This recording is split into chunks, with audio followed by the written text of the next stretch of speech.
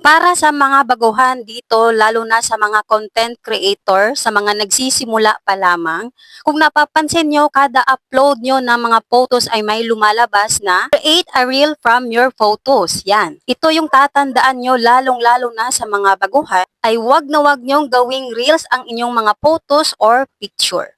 Kasi ito po ay nasa content monetization policy ni Facebook at nasa 6 prohibited formats. Ito yung static videos at may nakalagay na content that contains one static image and little to no motion. Kasi hindi po kasi gumagalaw yung photos or images.